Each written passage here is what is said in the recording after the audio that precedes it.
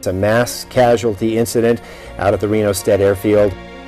A tragic event for all those people out there. You're never really prepared for something like this. Everybody's just in disbelief. Our thoughts and our prayers are with those out there. Good evening and thanks for joining us tonight. Much more information tonight about the deadly tragedy in the plane crash that happened yesterday at the Reno Aces on Friday afternoon. Yeah, we now know that the total number of fatalities from the Reno Stead Airfield yesterday is now standing at 9.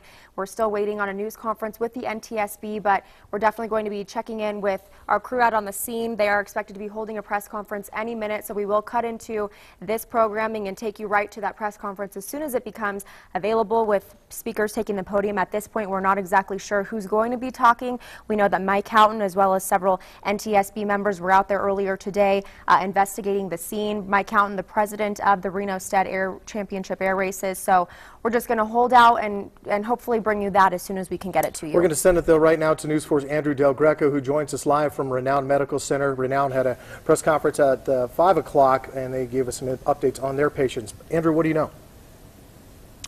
Well, Brian, thankfully, in that news conference you mentioned that wrapped up about 30 minutes ago, thankfully, doctors did not reveal that any more people in the last few hours have passed away from yesterday's tragedy. So as you mentioned, the death toll right now is at 9. We learned yesterday that Renown said that 2 people had died at Renown Medical Center. And then earlier today, we learned that 7 people, in fact, were found dead when paramedics and law enforcement arrived on scene at the Stead Airport. And so at the news conference about 30 minutes ago here at Renown, doctors said that they had been notified that up to 80 patients could have been taken there, but that it was not the case. Turns out 39 patients were taken to Renown. They tell us that in their experiences, it is the worst emergency situation that they have ever seen. There were 2 doctors who spoke, as well as the COO of Renown Medical Center. They say, though, that the staff did an exemplary job. They say everyone was well trained and put that training to use and did a very good job. They say they were not overextended, and if needed, they would have been able to handle more patients if that needed to be the case. And so basically, as I wrap this up, the death toll as it stands now is at 9, and really the only good news is that they did not exceed 9 at this point, and also several people between St. Mary's and Renown have been released from the hospitals. Now back to you.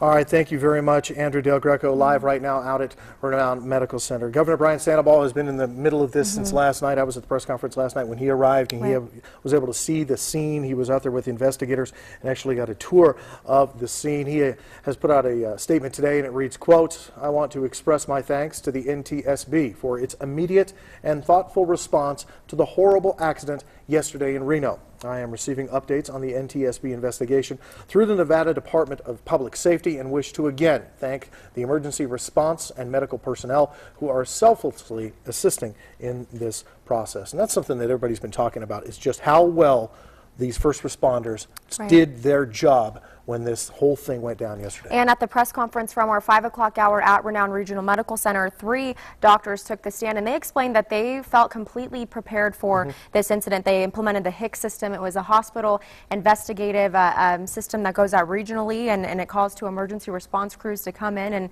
they had the medical staff on site. So it definitely seems that medical-wise, they're definitely taking precautions as best as they need to. And there's definitely been questions about the future of the air races. Today, Mayor Bob Cashel said that he would actually like to see the event continue, granted necessary safety changes are made. We would like to see if we can keep it going. We will make sure that all the safety precautions. This is the first time in 40 years, I think, that we've had a visitor injured or killed in this. We've lost some pilots, but we've never had a major catastrophe. And Sparks Mayor Gino Martini issued this statement on the air races tragedy as well. Quote, "On behalf of the city of Sparks, we offer our heartfelt condolences to the family members and loved ones of those who lost their lives at the Reno air races yesterday. We are grateful for the remarkable response from emergency rescue personnel and all those involved to help save lives. I've reached out to Mayor Cashel and offered our support and assistance in any way possible." Thousands of people witnessed yesterday's deadly plane crash live, and millions have seen it around the world on YouTube and through the internet. And this morning, News 4, we spoke with a Gardnerville man who witnessed the events himself. David Kirby, who has attended the Reno air races for 40 years now, says he was thrown into the air, ended up on his stomach, and look at the injury he suffered to his back when debris struck him. And through blurred eyes from the fuel leakage, he tells us what he saw. Best way to explain it would be a war zone. Parts, pieces all over the tarmac. There were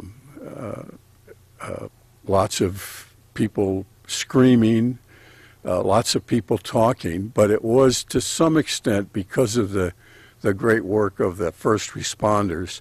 It was a controlled situation.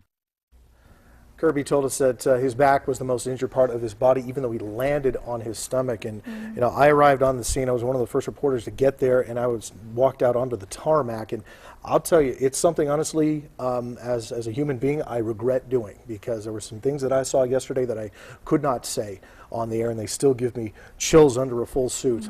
Just those first responders, they're pretty special people to go right into the fray, right into what looked like a battle zone. I spoke with a Nevada Air Guard soldier who was there, and he said, I haven't seen something like this since my first tour in Baghdad. That's how bad it was. And we've heard from the medical officials earlier today that this is the most severe incident that they've seen. We spoke, one of the medical officials at Renown has been on site for 16 years and said this was the worst incident that he's seen ever in his entire career. So it's definitely something that is not easy to swallow, and in a close community like the Reno-Sparks area and Stead areas, it's definitely difficult for the community. But I was at the St. Mary's Hospital yesterday, and medical staff there were receiving patients throughout the day, and they were also very vigilant and quick to act in the situation. And so definitely the medical staff and personnel and everyone on scene did do a great job. And also today, the United Blood Services put out a call for donors last night, and then the community came out today just tenfold. The parking lot was full. There was no place to sit. It was standing room. And this was the scene at the facility in Reno this afternoon. Hundreds came out to donate, with wait times reaching from 2 to 3 hours at time. But when I was there, no one ever left. Many were even turned away because of the sheer volume of people wanting to donate. And extra medical staff was called in, and several people added their name to a list to donate later in the week if they didn't get in today. It was a scene that, in the midst of all of this tragedy, dawns a bit of hope on the community coming together. I made the appointment just because of what happened yesterday. I was supposed to work the air races today, so you know, we were welcome to come down and support everybody, let everyone know that as a community we're here, you know, for them. Flying is very dear. I lost my dad to a plane accident, so just the thought of that and how many are involved, you want to do whatever you can to help, and this is a little thing for helping somebody, hopefully. It's really touching to see this many people concerned about their fellow citizen here in Reno. The outpouring has just been absolutely incredible. We have great donors in Reno, and we can't thank them enough.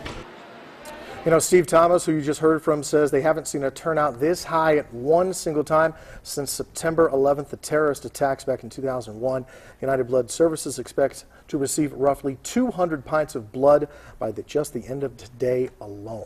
And even though they've had a great turnout, they are going to continue needing blood throughout the rest of the weekend for weeks to come. And walk-ins are still welcome for tomorrow. The clinic will be open from 8 to 5. You can also stop by and make an appointment for later in the weekend. And someone also told me while we were there, in the midst of what had happened in the last 10 days, from the Carson City incident to yesterday's incident, the hospitals in town were never at a shortage of blood. The clinics have always been able to supply the necessary blood, and that is because the community has come out and given such a great support and have efforted to help out in the situations. And so with tragedy striking this area, you know, within the last 10 days, 2 times in a row, it's good to see our community still going out full force and offering their assistance in any way they can. There are several other organizations that are holding blood drives this week. We want to tell you about them, including the Reno Rodeo Association. This is actually a blood drive that was scheduled months ago. If you'd like to give the gift of life, you can do it on Tuesday from 9 a.m. until 1 p.m. That's at the Edward Jones parking lot at 979 Pyramid Way in Sparks. For more information on this or to schedule an appointment, you can call 322-9800. 475. And a local high school also going to be holding a blood drive this week to help out. We had a student email us in the News 4 newsroom to tell us about this one. There will be a blood drive at Worcester High School on Wednesday and Thursday this week on campus. Worcester located at 1331 East Plum Lane across from Costco. Walk-ins are welcome all day long. And the man that the professional who was involved in it right in the middle of this, Jimmy Leeward, the pilot of the Galloping Ghost, defending champion at the Reno air races, was doing what he loved when his P-51 took a plunge near the stands at the races yesterday afternoon. And just a day before the crash, he did his final on-air interview. Take a look. Right now, I think we've calculated out we're as fast as anybody in the field, or maybe even a little faster. But to start with, we really didn't want to show our hand until about Saturday or Sunday. We've been playing poker since last Monday, and so we're ready to show a couple more cards. So we'll see on Friday what happens, and then Saturday we'll probably go ahead and play our third ace, and on Sunday we'll do our fourth ace. The former movie stunt pilot from Ocala, Florida, has been flying since the early 1970s. In a 1996 interview with NBC, he stated that he was always prepared for an emergency. So, tough scene yesterday, but if there is a bright spot, it's the way the first responders responded to it and were able to take care of as many people as they could. Jimmy Leeward was 74 years old. We are going to check in with that NTSB press conference as soon as we get back. We're going to take a break, and we'll be right back in just a moment.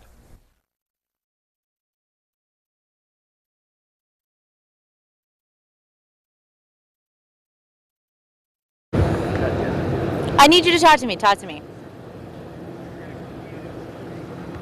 Yes, he knows when to switch it. Hey, Boz, when Brooke Somebody says needs to let me know you're as gonna soon. switch it, okay?